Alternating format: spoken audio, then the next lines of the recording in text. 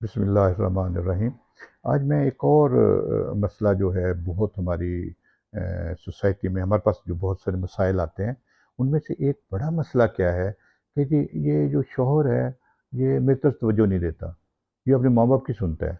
یہ اس نے ہمارے یہاں نہیں ہے، یہ بات ہی نہیں کرتا، یہ اس نے اپنے حقوق نہیں لیے، اس نے مطلب اس کے تنقید اس پہ مسئلے، پھر وہ میاں بیوی لڑائی جھگڑے، آپس میں ایک دوسرے کو برا، اور یا ویسے ہی یا سرد جنگ یا پھر ایکٹیو وار، ٹھیک ہے نا جی۔ تو وہ ایک شروع ہو جاتی ہے جس کے بچوں کے اوپر اثرات بڑے برے آتے ہیں۔ کیوں؟ بچہ جو ہے نا وہ کہتا ہے میری ماں جیسی عورت کوئی نہیں، بہترین عورت، میرے باپ جیسا مرد کوئی نہیں، وہ بہترین مرد ہے۔ لیکن جب میاں بیوی آپس میں لڑیں گے، ایک دوسرے کو برا کہیں گے، تو بچے کا ذہن منتشر ہوگا، وہ کہے گا ہیں یہ تو ہیرو تھا میرا، تو یہ تو کچھ بھی نہیں ہے، یہ تو ویسے ہی ہے، لیکن وہ ایکسیپٹ نہیں کرے گا، تو وہ اس میں کشمکش، وہی کشمکش جو ہے نا اگر ادھر آتی ہے، باپ ماں کو برا کہتا ہے تو وہ بچہ کہتا ہے یہ تو میری ماں بہترین ماں ہے، اس کے ساتھ اس کا جذباتی لگاؤ ہے۔ لیکن جب وہ باپ اس کو برا کہے گا تو بچے کا ذہن پھر منتشر ہوگا۔ تو یہ ایک جو انتشار ہے ذہن کا، یہ نفسیاتی مسائل جنم دیتا ہے بہت سارے، اس میں نیگیٹیوٹی آ سکتی ہے، ڈپریشن آ سکتی ہے، ایون سائیکوسس آ سکتا ہے، ذہنی مریض بن سکتا ہے، پیرانوئڈ سائیکوسس، شیزوفرینیا۔ ہم کہتے ہیں کہ اگر یہ بچوں کو جو اگر آپ منتشر خیالی کا شکار کریں گے، اس کا ذہن منتشر ہو کے کیا ہے، شیزوفرینیا یہی ہے نا، منتشر خیالی، نیگیٹو سوچیں اور یہ وہ فلاں۔ تو یہ ایک خیال رکھنا چاہیے کہ جو میاں بیوی آپس میں لڑائی نہ کریں، جھگڑا نہ کریں، مطلب اگر ہے بھی نہیں، کئی دفعہ نہیں ہوتی بنتے تو چپ رہیں، خاموش رہیں، بچوں کے سامنے سب اچھا پیش کریں، مثبت رویے، مثبت باتیں، مثبت سوچیں۔ یہ نہیں ہے کہ جی ان کے سامنے ہی سب کچھ ہو رہا ہے۔ بھئی اگر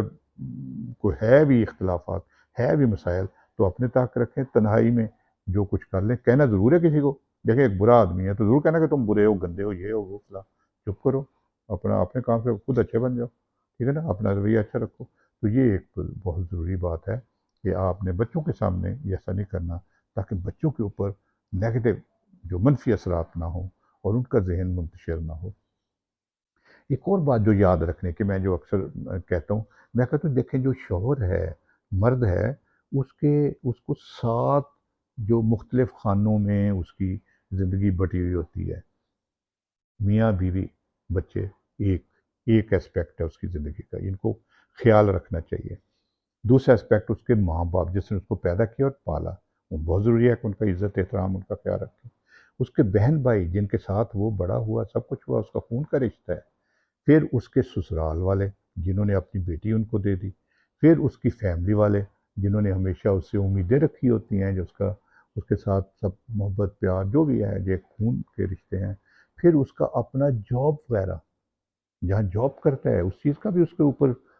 پریشر ہوتا ہے، اور اس کو اس کا خیال رکھنا چاہیے۔ پھر اس کے دوست احباب اور یہ وہ، اور پھر اس کا ملک، قوم، یہ چیزیں۔ تو یہ 7 خانے ہیں جس میں اس کو ایک توازن رکھنا چاہیے۔ نو ڈاؤٹ اس میں مین چیز میاں بیوی بچے ہیں، لیکن باقیوں کو بھی نہیں بھولنا چاہیے، اور یہ بیوی کو بھی یاد رکھنا چاہیے کہ اس کی ذمہ داریاں اتنی ہیں، تو اس میں توازن رکھے۔ اب جب شادی ہوتی ہے، بیوی آتی ہے، تو ماں، بہنوں، بھائیوں اور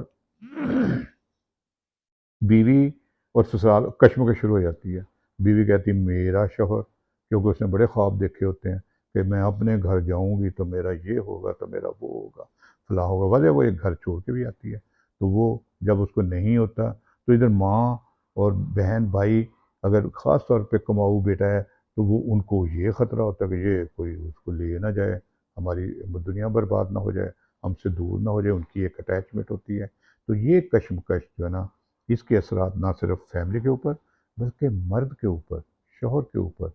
بہت زیادہ ہوتے ہیں۔ تو یہ احساس کرنا چاہیے بیوی کو بھی، ماں باپ کو بھی، بھی بیوی کے بھی حقوق ہیں، ماں باپ بہن بھائیوں کے بھی حقوق ہیں۔ تو سب خانوں کو ایک اچھے طریقے سے ٹیکل کرنا چاہیے، ان سب کا خیال رکھنا چاہیے۔ یہ اب ذمہ داری شوہر کی ہے، اور بیوی اس میں ہیلپ فل ہوتی ہے، اس کو بھی خیال رکھنا چاہیے۔ اب یہ کب ممکن ہوگا؟ جب ہم کہتے ہیں کہ اب بچے کو اس کی اگر شوہر کو اس چیز کا شعور ہی نہیں ہے کہ کیا مسائل ہو سکتے ہیں، کیا کیا ہے، میری ذمہ داریاں کیا ہیں، میں نے کیسے کرنا، وہ لائی لگ ہے، بیوی کے پیچھے ہو جائے گا۔ اور اگر وہ ایسا ہے کہ جی اس میں اتنی سکت ہی نہیں ہے کہ جی وہ بات کر سکے کسی سے، ماں باپ کے نیچے لگ جائے گا، ماں باپ کے اندر، تو یہ نہیں ہونا چاہیے۔ تو اس لیے بچوں کی سائیکو سوشل ڈیولپمنٹ، یعنی ان کی ذہنی اور سماجی معاشرتی نشو و نما کے اوپر بہت زور دینا چاہیے۔ یہ ہماری بہت ساری ویڈیوز اس پہ میں نے بنی ہوئی ہیں۔ خاص طور میں کہتا ہوں کہ ماں باپ کا فرض ہے کہ اپنے بچوں کی جو نشو و نما ہے، چھوٹا بچہ مطلب کہ 1 سال، 2 سے 3 سال، pre school, school age, adolescence, اور پیورٹی جو 10 12 سال جب وہ جوان ہو رہا ہوتا ہے، اور نوجوان جب 12 سے 18 سال، اور پھر جوان جب ہو جاتا ہے، تو یہ ساری ذمہ داریاں